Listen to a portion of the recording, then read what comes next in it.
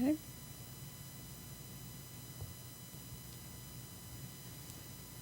Twitch has accepted the stream. YouTube has accepted the stream.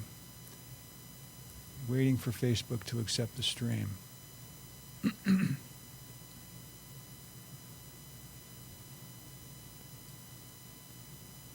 And Facebook has accepted the stream. Okay, do you need anything before we start the show, such as, do you want me to send you the link to the show? Am I supposed to? I don't think I need the link. What would I need the link for? Sometimes people come here and their friends are waiting for them to go on the air. Oh no, I don't need the link. Okay. Okay. If good. I see it on Facebook, I can just repost it. Yeah. In other words, you're more interested in the replay than the people watching you live. Yeah. Okay. Fine. Yeah. All right. So there's no reason then why we just can't go on the air. Okay. Now, is your volume in your headset okay? Yep, it's good. All right. Okay, you see the timer in the very center of the screen? Yes. Okay, when that says on the air, you're on the air, okay? All right, sounds good. Okay, here we go. Watch the screen. I'll get this. Welcome to Talking Peace with Western New York Peace Center, being recorded here at Think Twice Radio, the home of Richard Wicca, also the producer. Thank you, Richard, for allowing us to use your home. Also, thank you to those at WBNY, Buffalo's original alternative radio show station, coming out of Buff State University. Thank you to WBNY. In the spirit of thankfulness, we also want to think of the Haudenosaunee. We are specifically on the Seneca lands, and they start off every gathering event in the spirit of thankfulness. So I also want to start with some gratitude as well. Just grateful for our Creator, who breathes life into us every single day. Thankful for the water, the sun, the plants that sustain us, and just thankful to be here tonight. And I'm also very thankful for our guest speaker, Reverend Dr. Majadi Baruti. Thank you for attending this talk show tonight. And I'll introduce you. He is the climate justice organizer at Push Buffalo. And is bringing awareness to Buffalonians about utility justice, specifically what National Fuel is doing and the rate hikes that they have imposed. So we're going to be talking a little bit about that tonight, and how that affects us. And we just want to bring awareness to it. But before we get started, we always think of some values that we embody before we begin speaking. So talking about or thinking about utility justice, what values do you think are important to embody and bring into this conversation? Okay, so I am first and foremost a spiritualist. I'm a spiritual man. I'm a priest of the divine feminine, which for me ties directly into protecting the sacredness of the planet and all life in it. I'm also an activist and organizer since I was 15 years old. I'll be 55 this August. My work has been along the lines of earth stewardship, environmental, climate justice, the rights of women and children of what we call the global majority. It's a term some of us are using instead of BIPOC, women and children. So the women and children of the global majority, because we need to reposition the understanding of who exactly is being harmed by the climate crisis and the intersections of climate crisis and racial capitalism and the heteropatriarchy that runs all of that.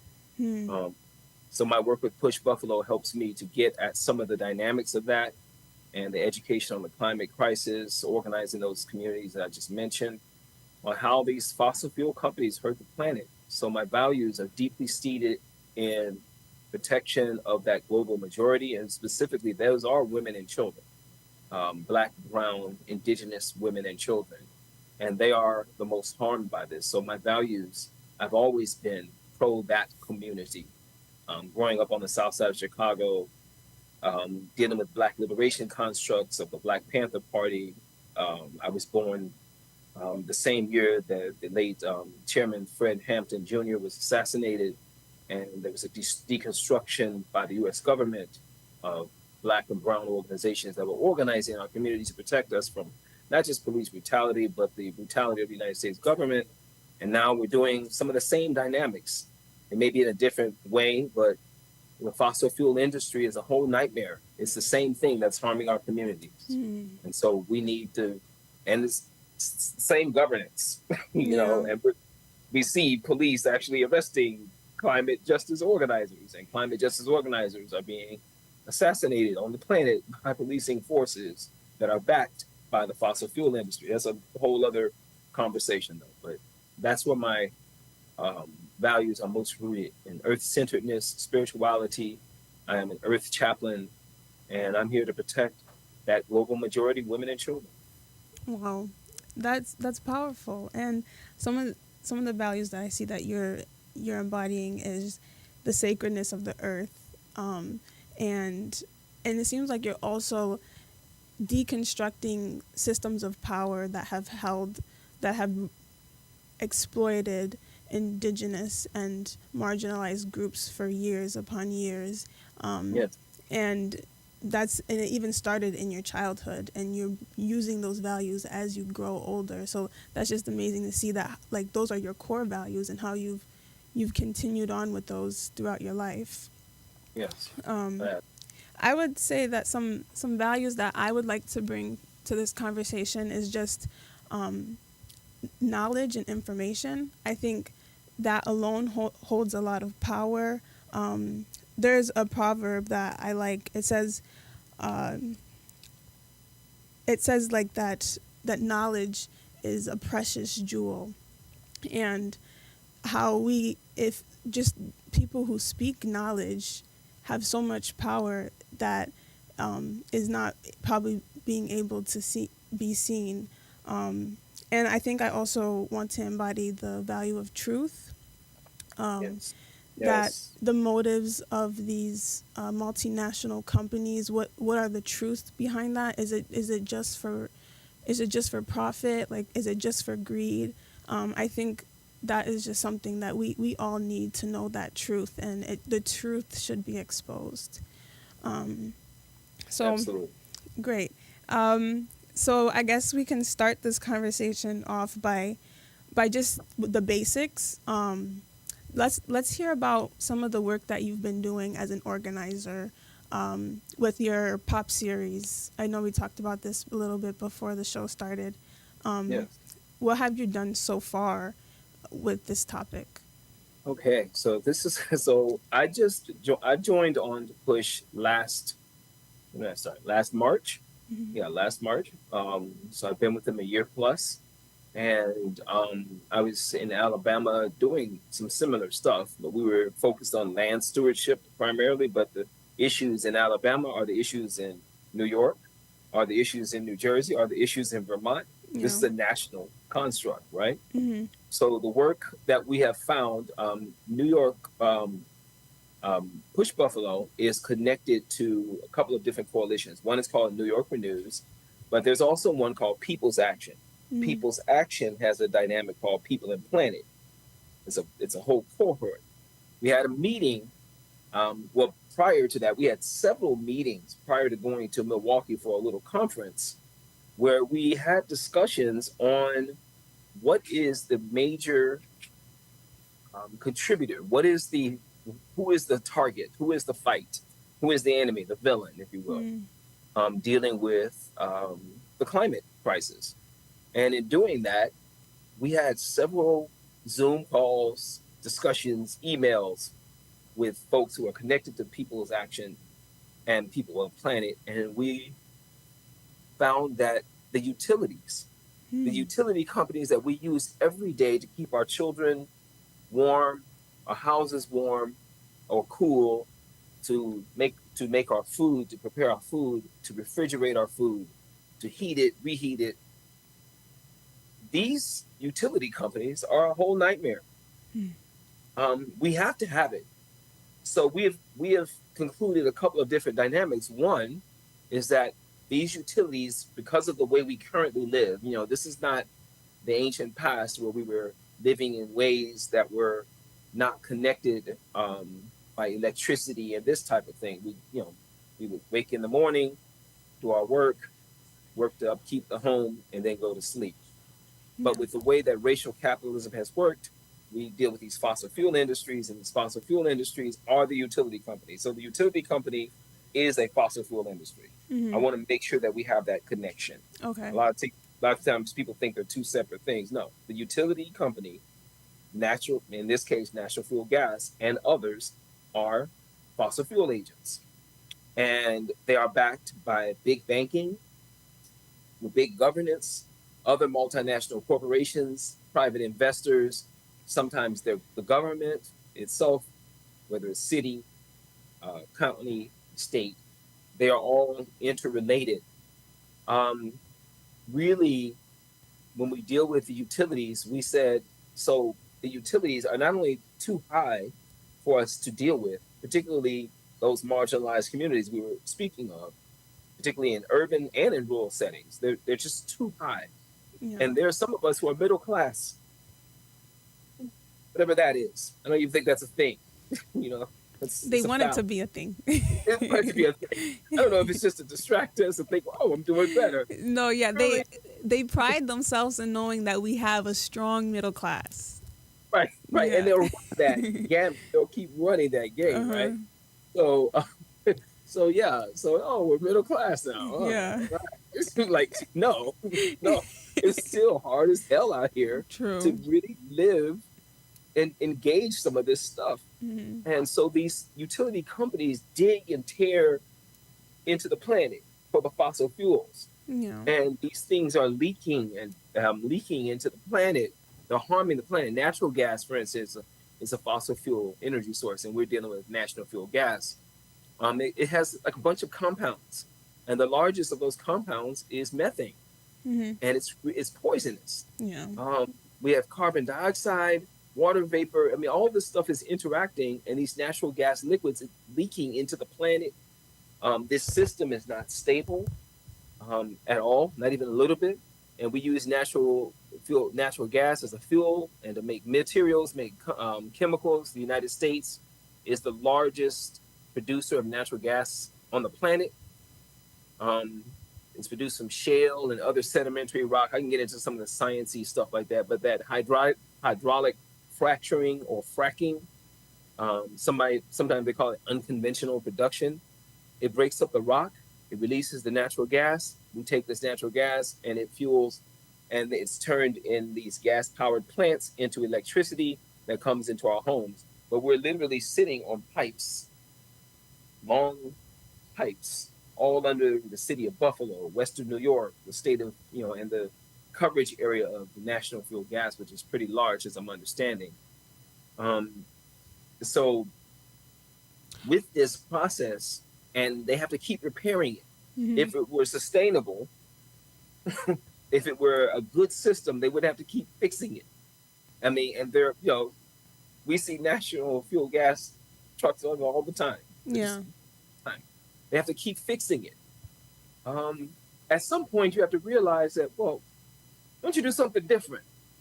Specifically, since that gas and the leaks causes health problems, and we can get into that in a second. But I really want to focus on the violence that's caused from ripping and tearing the planet.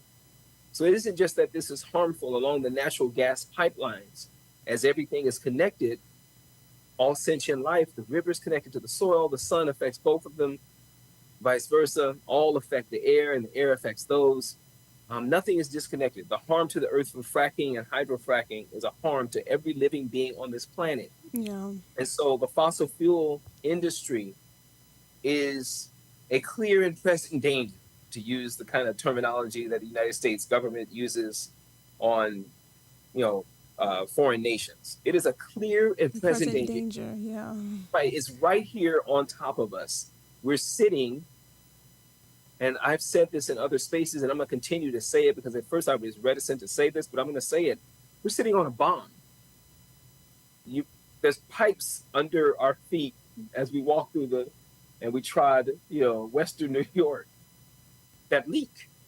There has been explosions where manhole covers have blown off into the planet, off into the air, 250 feet. And a manhole cover is really heavy. It's like 175 pounds or something like that. It's really heavy. I used to live in Youngstown, Ohio, and just a few weeks ago, a bank exploded. A The bank. natural gas lines exploded inside of the bank. It killed one young man. Oh my And goodness. I called my friends that I knew in Youngstown, Ohio, and they were like, kind of freaked out. And, I think it harmed 8 other folks, but it killed one young man. He was a student. So this is Wow. like serious business. And we're And approaching it like, oh, we got to have the natural. No, we don't. There are other ways to do this. There are so plenty of other ways to do this. this But young man was killed because of the pipes, a yes, leaking pipe a from leaky National pipe. Gas. Yes, from So, the natural gas, it exploded. The gas line exploded mhm. inside of the bank. He's going to do what you do when you go to the bank, make a deposit, make a withdrawal, switch money around, you know, buy a CD, this type of thing. And he was killed going to the bank. Wow. So, do you think it was because of like the methane like got across some fire and then it exploded, or was it Yeah, just like a but random happenance that no, no, it's still being investigated. I've okay. only done some cursory study into it. I was just I was in the middle of, organizing these pop ed classes, and Right. I've kind of gone And away from that.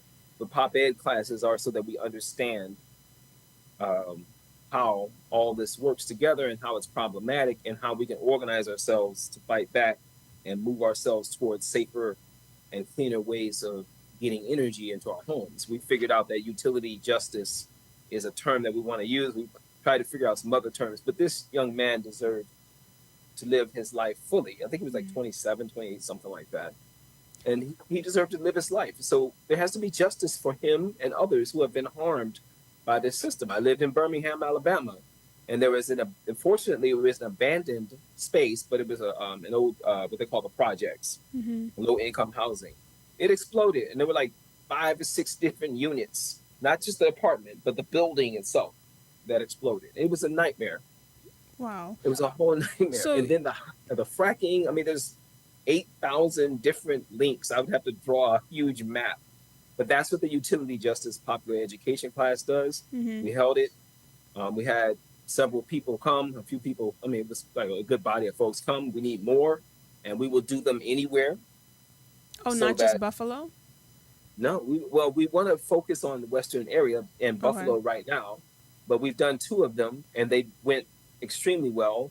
You know, everybody has some understanding. Everybody has some understanding of what's happening and how we can focus on changing it. So we're moving the pop ed classes towards some action in August, along with our cohorts around the country who are dealing with coal, some of them dealing with oil companies, some of them dealing with gas companies that are equally as nightmarish as National Fuel Gas. These are huge conglomerations. National Fuel Gas is tied into um, huge pipelines going across the United States. This is a bigger thing than just, oh, it's here in Buffalo. No, it's massive. It's a massive construct connected to other things. That's interesting because I thought fracking was only done for oil.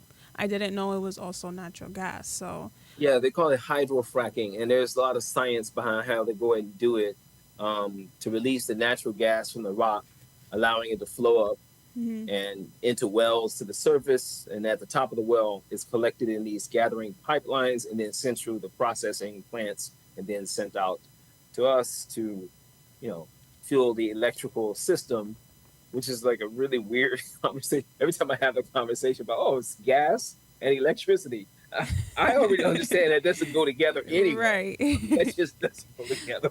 Okay, Like, so why are we doing it?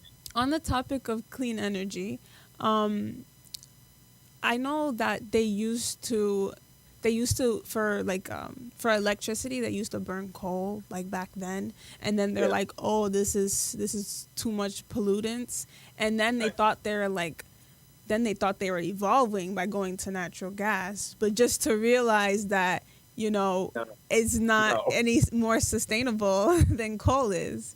I mean, no, it it's very might be less sustainable or a little bit more sustainable than coal, but it's still harming the planet through its fracturing and through its potential, like all the leaks that it has because all the pipes in the ground.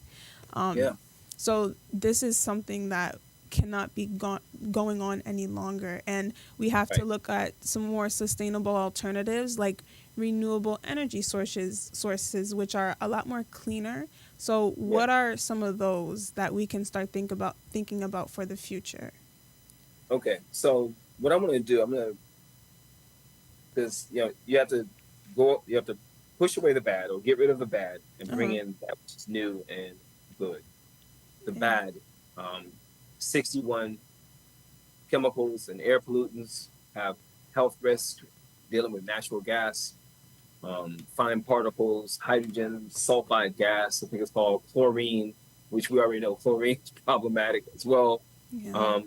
They contribute to respiratory, cardiovascular, and nervous systems problems, asthma, indoor air pollution you'll get from gas stoves, and that's where basically your most consistent pattern of emissions, carbon emissions, come through your gas stove.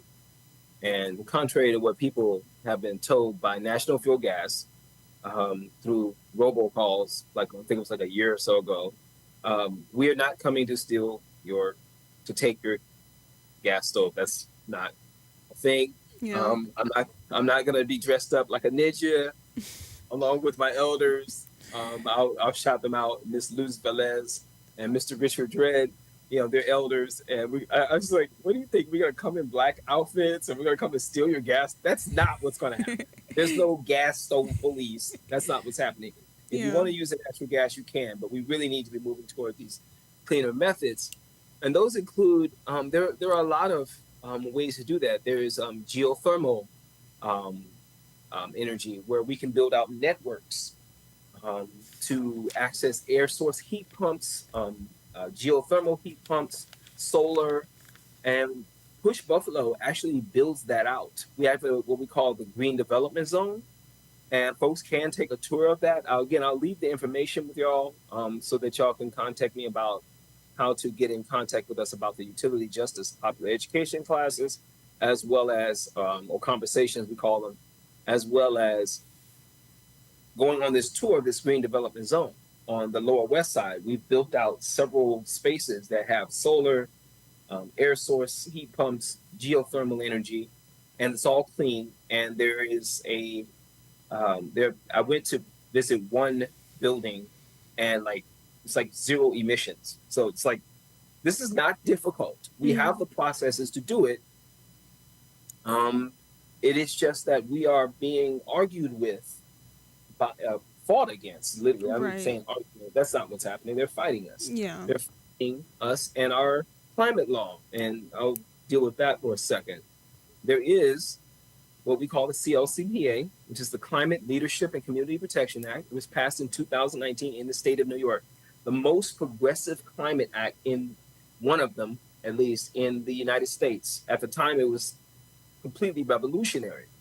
It has several pieces of legislation that, if implemented, fully implemented and funded, it can pull money into these marginalized communities, start moving us where we can protect ourselves from the climate crisis that is happening, that is partially caused by the fossil fuel industry. And there is climate change, but there is a natural process that the planet goes through. But the fossil fuel industry is exacerbating it, speeding it up. Polar caps melting. Right now, we're dealing with horrible hurricanes. I have friends down in the islands that are dealing with that, and I'm trying to keep abreast of what's going on there. The fires that we had in Canada, the most recent hurricanes, they're predicting that this hurricane season is going to be the worst that we've ever seen. The hot summer that people are experiencing, but we have ways to do this. It is through these air source heat pumps, the geothermal networks, the solar networks. And we are building that out at Push Buffalo through our green development zone. And folks can go on a tour. We have some brilliant folks that can explain all of this and how it actually works. But we need to work together to make sure that the funding, the resourcing, and the legal dynamics of our climate, we call it a climate law because it's literally a law, the Climate Leadership and Community Protection Act, and how that can help us build out a safer system by to live. We all deserve good utilities.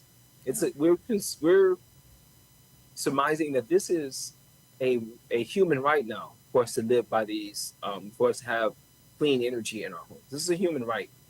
People are dying, have died, and will continue to perish from this current system. And there's ways to clean this up. There's ways to fix this. And you said the health effects were asthma and respiratory.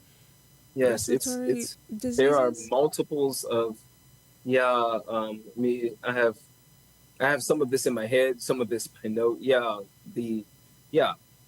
Damage to your respiratory system, which connects. That's the air blowing through, moving through your body, and that's connected to everything. Your cardiovascular system and your nervous system, which is ironically the electricity, if you will, running through your body.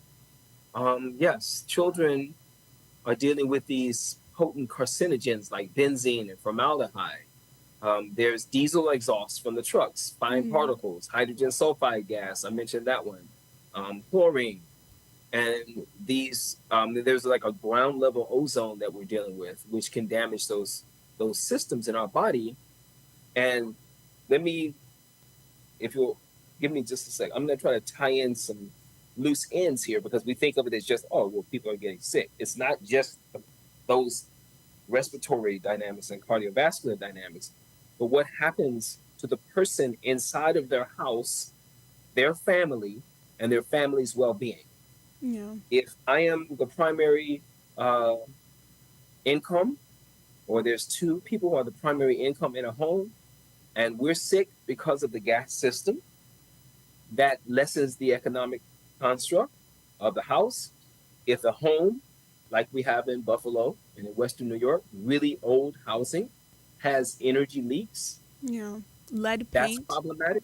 Right. Lead paint. So we have several things, and then we have communities in this city and across the country that, and I refuse to use the term they were disinvested in, because that indicates that they were invested in the first place. No, they were never invested in the first place. Racial capitalism made sure that Black and brown communities, indigenous communities, and even the newer migrant communities did not have the funding. They focused in other areas, the building of stadiums and these types of things, which are another climate and environmental issue, tearing up the planet so you can build a stadium so you can watch a football game and this kind of stuff. Our desires are out of whack. I think we are just so right. Yeah. Yes, out of whack. We don't care about the human people that are being affected by our choices. And I think I want to touch base back on what you mentioned about racial capitalism. Because part of this conversation is to discuss how National Fuel actually fought back behind this new climate law that New York State passed. So let's talk about how they fought back, because they did. They were actually mad, and they tried to do some sneaky stuff. And I want to share that truth with everyone listening.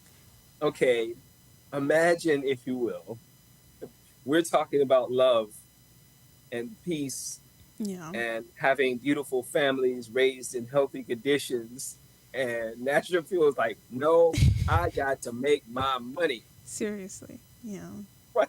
So it's really bottom line stuff. When we do the canvassing, we go knocking on doors, and folks can help with that too. They can call me about that.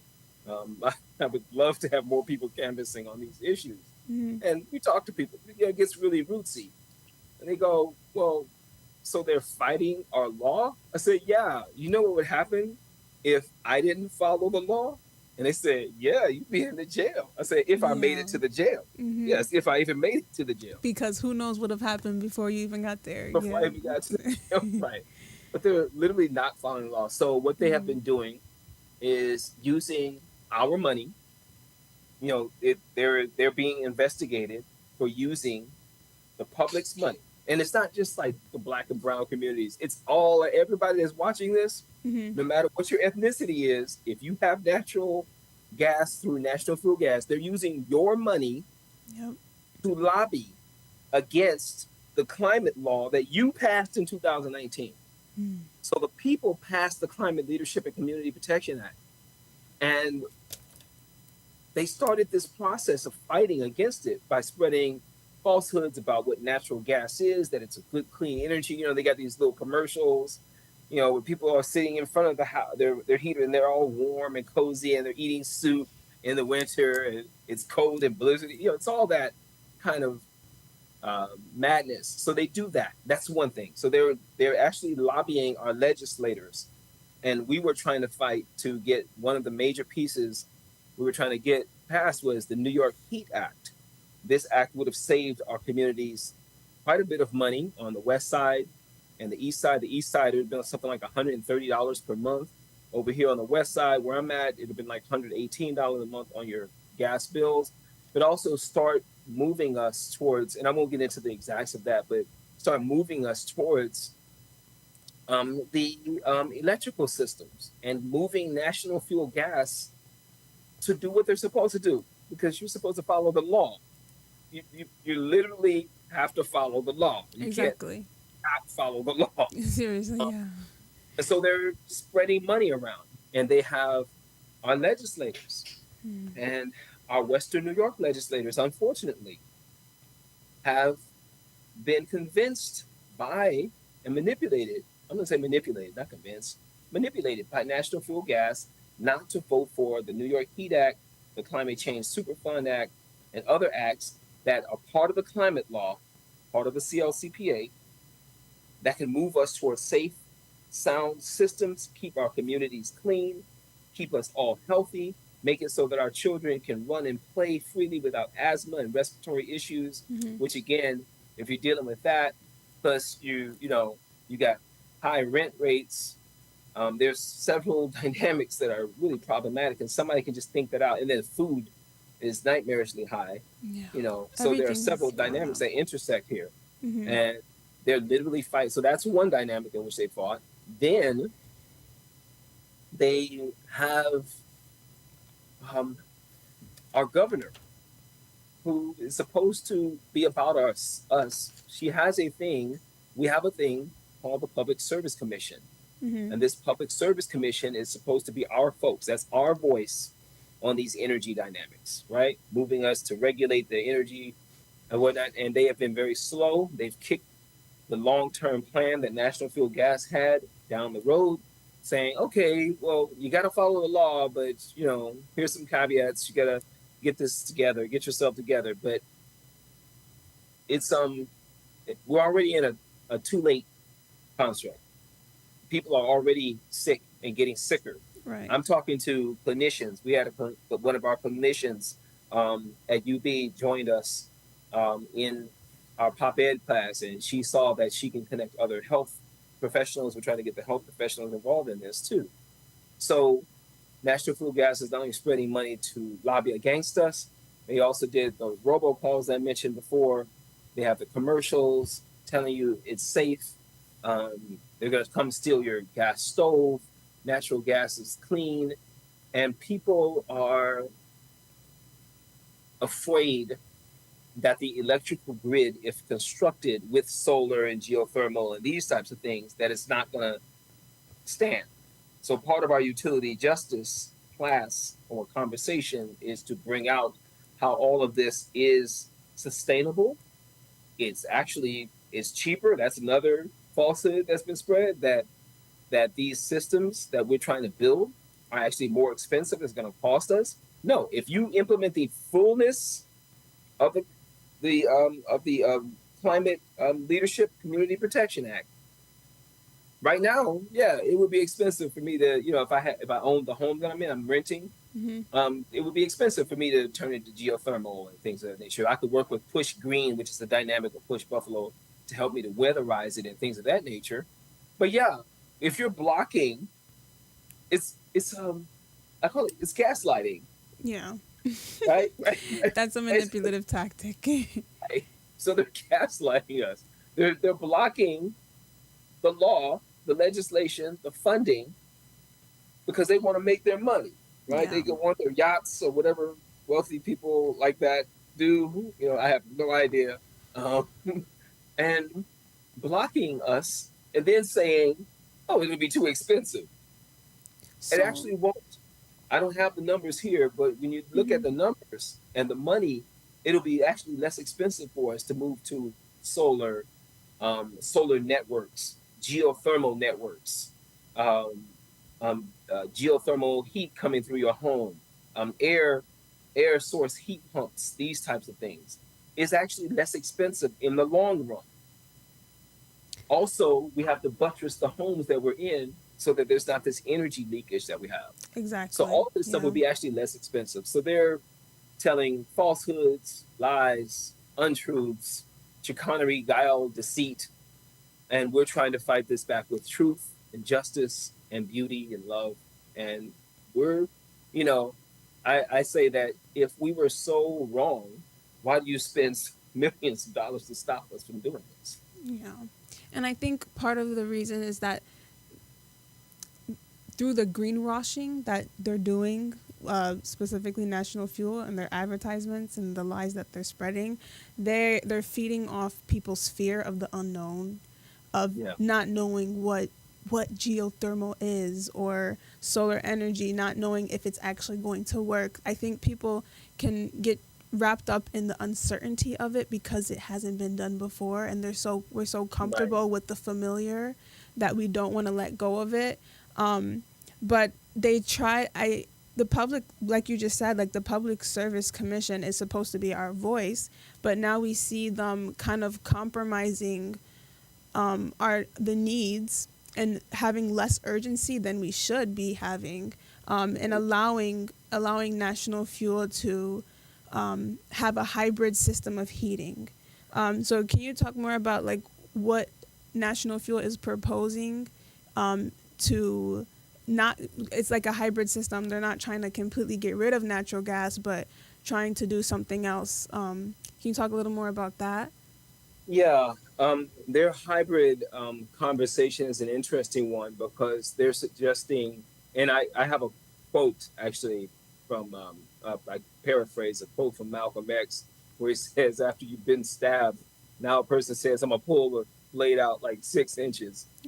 No, you've still been stabbed. Yeah. So the harm is being done, Yeah. has been done, and their hybrid conversation is really, I just say it just doesn't work. You can't say you're gonna halfway do the thing. My mother, you know, when I was a little boy, I can't halfway clean my room.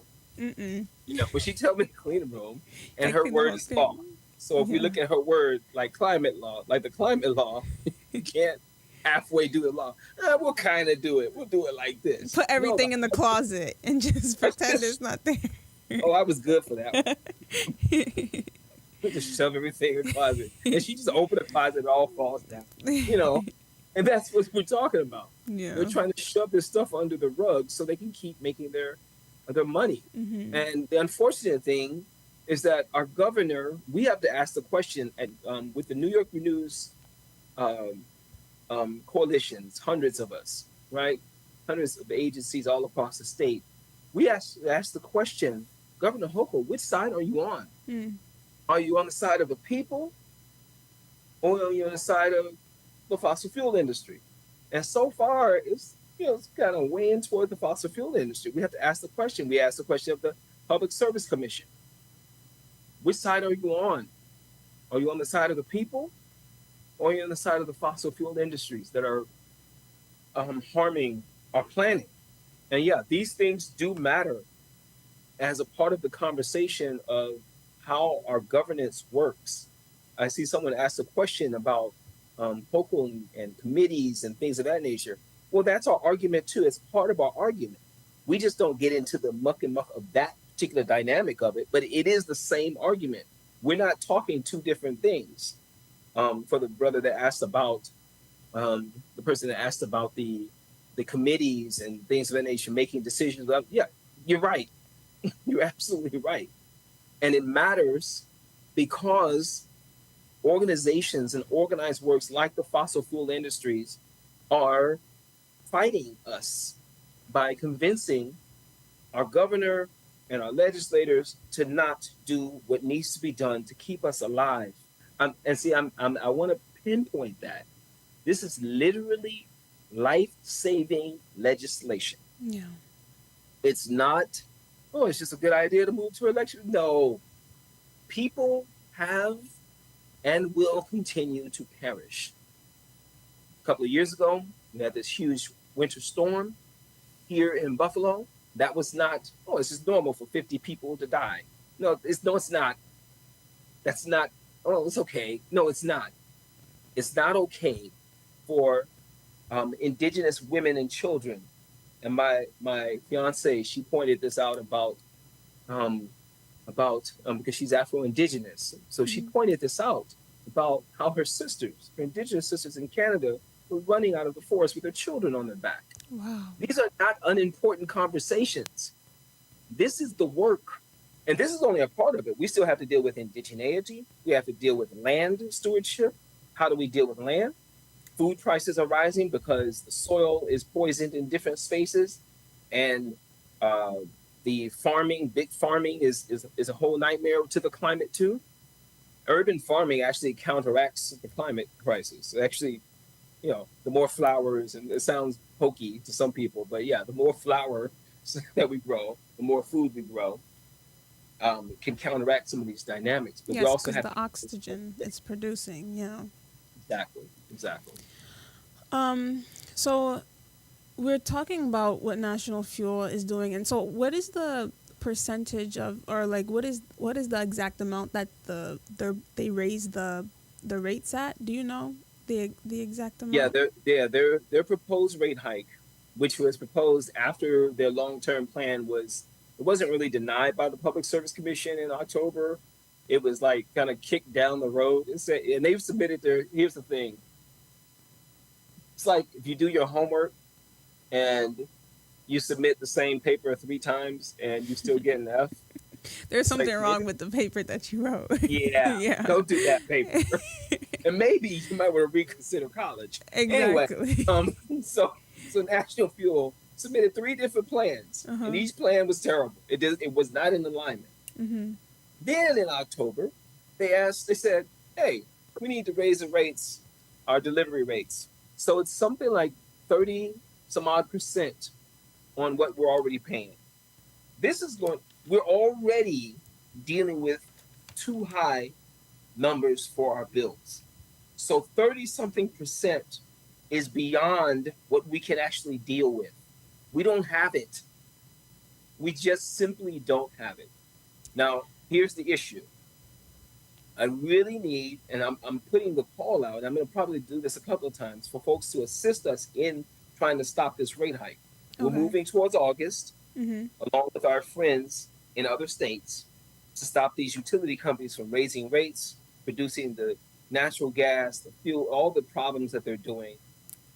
And we're doing it as a collective national fight. This is a national utility justice dynamic. So you can come and join us at these pop ed classes, but you can also go out with me canvassing, knocking on doors, telling people we've got to stop National Fuel's rate hike because it's going to harm us even further than we're already harmed. So it's this harm on top of harm on top of harm. And because no one and nothing in the entire planet is disconnected from other people, like just because I don't live in Amherst or Tonawanda doesn't mean I'm not somehow connected to Tonawanda and Amherst. Yeah, everything is connected. Everything is connected. Air travels, water travels, the soil moves, pollen and flowers and seeds move. Everything is connected. The birds will eat it. Birds will eat something, fly somewhere else, and then they'll poop it out, and then they'll poop out maybe a seed of it. I've literally seen that happen.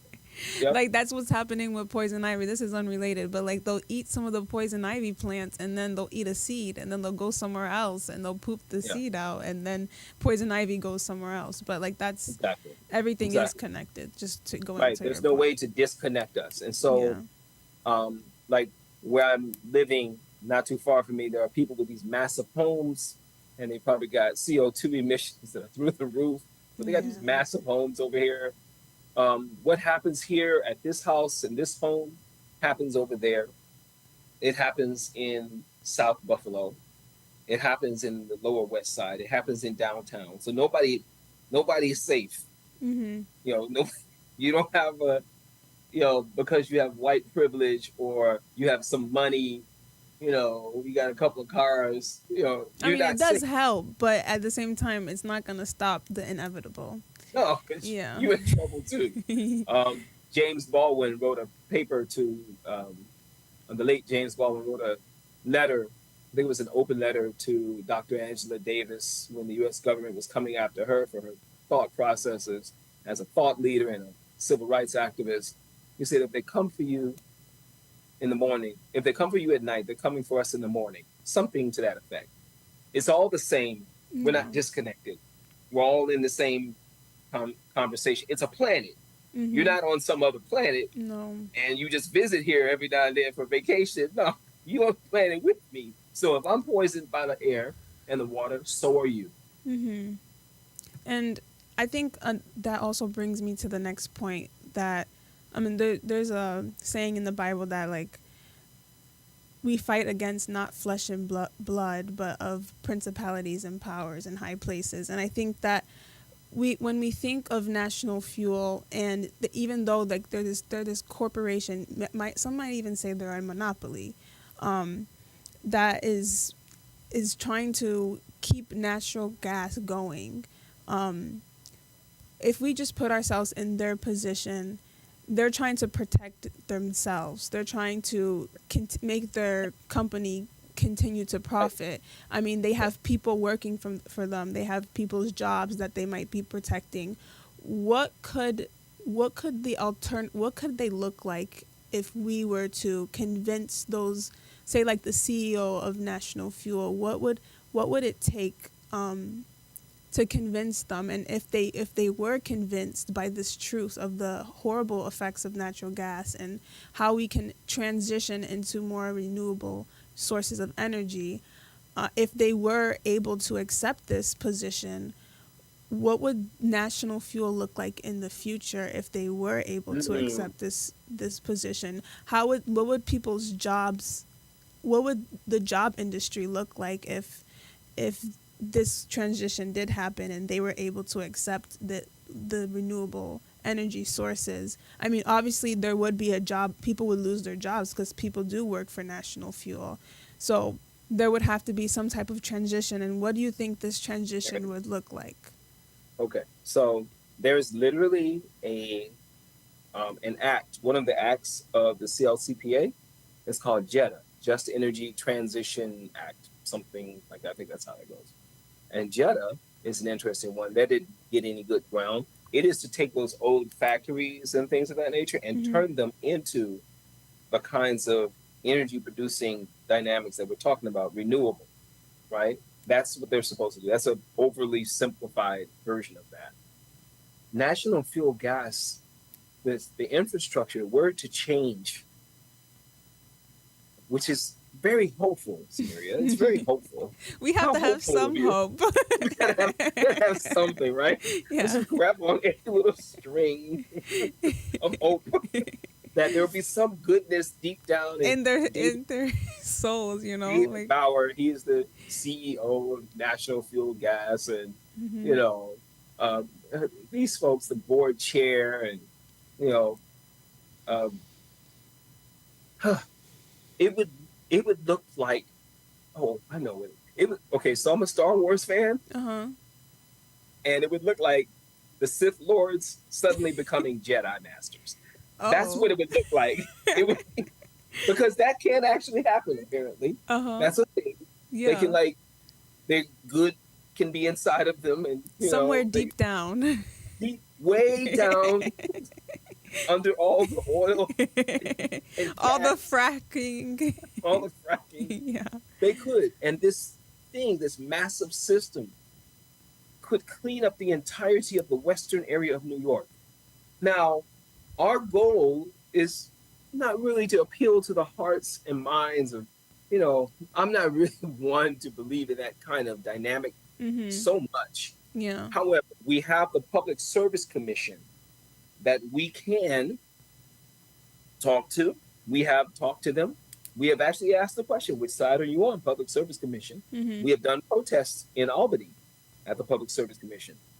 I was recently we did an action at the Pride Parade where we were talking to National Fuel Gas. I had a megaphone, and we were yelling at them. We had a chant going on. In Albany? And, yeah, no, here in Buffalo. Oh, in Buffalo. Okay. And in Buffalo, we also did the same thing, dealing with the Juneteenth. So that's one thing. They're in a position, National Fuel Gas, to become heroes. Yeah. That's a harder fight.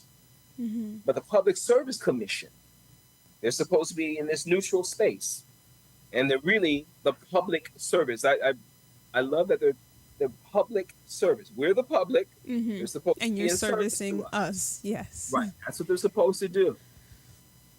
So we have these conversations to help folks grasp how we can collectively come together and push our Public Service Commission to make National Fuel do what they're supposed to do. What they would look like is, they would be leaders in the energy industry. And they would still make their money because Mm-hmm. people still got to pay into the system, right? Right. And people Mm-hmm. pay into the system, but we also have to make it so that it's more equitable, so that people who are living in horrid conditions that were caused upon them can engage the electrical system. We have these. One of my favorite ideas is, and it's probably because I'm a farmer, descendant of farmers, Mm-hmm. is the geothermal energy networks, Mm-hmm. where you take a little bit of the air or the Earth's energy, soil, just a little bit of heat, and you can send that to a compressor. I don't know all the science of. I have a friend, Bill Nowak. He's brilliant. He's one of the guys that I work with. He should have And been on here. Oh, you got to get Bill on here. Oh my gosh. He will blow your head up. You're like, whoa, this dude is my dude, right? He's really smart on this. Uh-huh. And he understands this stuff. And he explained it to me. I said, man, I need some cartoons or something, man. You draw a visual, so we can understand. Right. And he laid it out for me. I said, okay. So it's just like a little bit of energy, and it Mm-hmm. heats your whole home. National Fuel could be revolutionary. Mm-hmm. Moving towards that. There is some conversation that National Grid is having about dealing with that, but they're also trying to get a rate hike. Mm-hmm. And I'm like, no, you can't. No. Yeah. They're both harming. So our main focus right now is stopping National Fuel's rate hike. That is primarily what we are focused on. And we do that through these utility justice conversations. And we're trying to stop National Fuel from interfering and fighting our CLCPA, our climate law. Like I said, it's literally the law. The Public Service Commission, appointed by Governor Hochul, can make these guys do what they need to do. They can do it. And we have the processes by which to do it, but we need to, as a community, come together. And I'm putting out the ask repeatedly. And I've got my information. Whenever you ask for that, I give the information on how to contact me, so that we can come together and stop it. And so in August, we have that as our North Star, in mid-August, to do some type of something to tell National Fuel Gas what we think, and to try to convince this public service. I don't know exactly what it's going to look like. We're still working that out. But we have people. People can work with us. People, if you're about peace, I know some dynamic of this is connected to the Western New York Peace Center. This is the fight. Okay. If you fight and deal with the military, the U.S. military is one of the largest polluters on the planet, and war is one of the biggest polluting dynamics that has ever existed. The leaving of shells, the usage of natural gas and fuel to pollute the planet. So if you're anti-war, no matter where it is, whether it's the Congo, Sudan, Palestine, Israel, wherever if you're anti-war, this is part of the fight. I need you in this with me. This is part of it. If you're a clinician, if you're a medical person and you deal with, like, I'm talking to pediatricians, people who are training to be pediatricians as well, and they're explaining what's happening with the climate and the environment that people live in that's causing the sickness. We always talk about, oh, the medical health care in the United States is so high and the rates. Well, here's one of the major contributors. Yeah.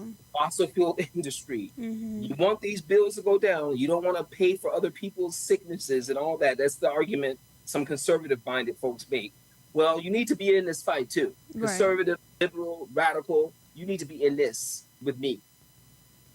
One thing that you said towards the beginning of the show is that this is a clear and present danger, but Yes. it's not so clear. I mean, not to everyone else. This might be like an invisible war that humankind is losing, and instead of fighting together towards like helping the climate be a safer place for us humans, we're fighting each other, and Yeah. it's really sad when the fight is something that we can't see with our own eyes. Yeah. And I guess before we wrap up, you talked about that you're having another pop-up series in the mid-August. So if people... Well, actually, in the next couple of weeks, we'll be having one. I don't have the exact dates established yet because we have some trips we're making to several other places to engage other conversations around utility justice and climate justice. Mm-hmm. However, we'll be having our next utility justice pop-ed class. It's from 5 to 7. It's at Okay. Push Buffalo, which is at 429 Plymouth Avenue. And we'll be having it within the next 2 weeks.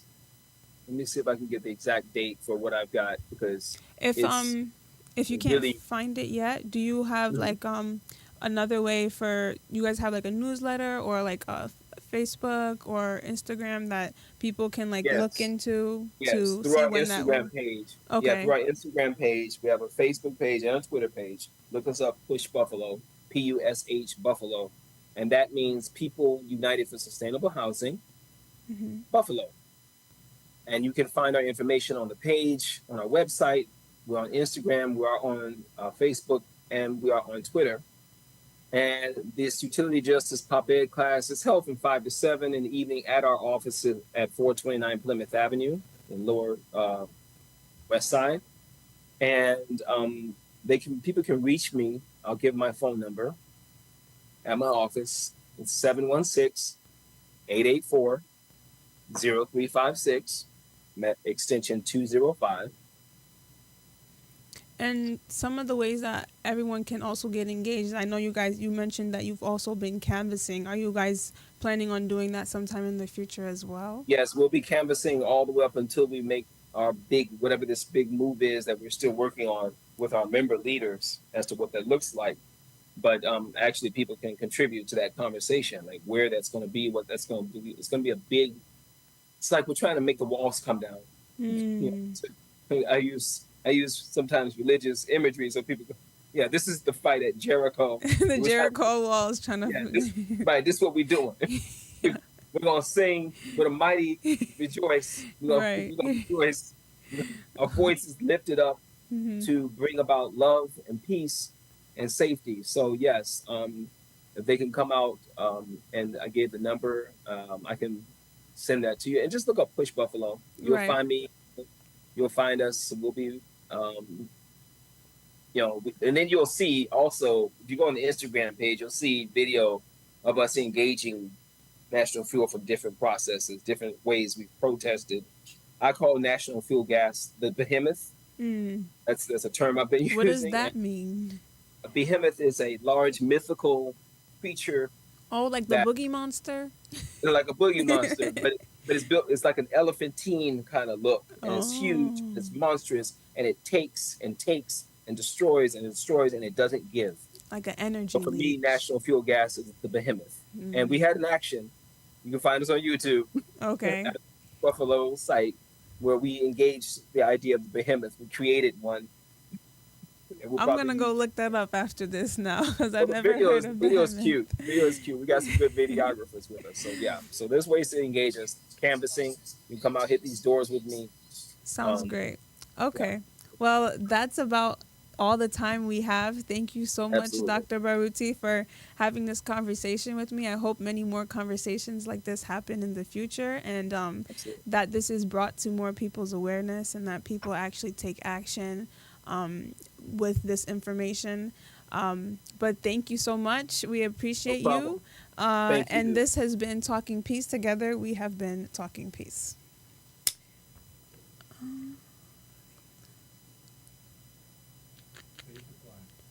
Fade to black.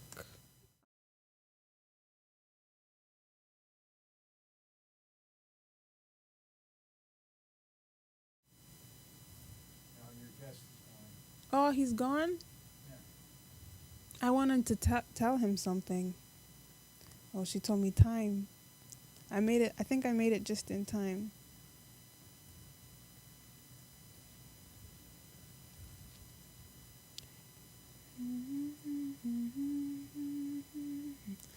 Hello? Yeah, no, I don't think I'm on the air anymore, right, Richard?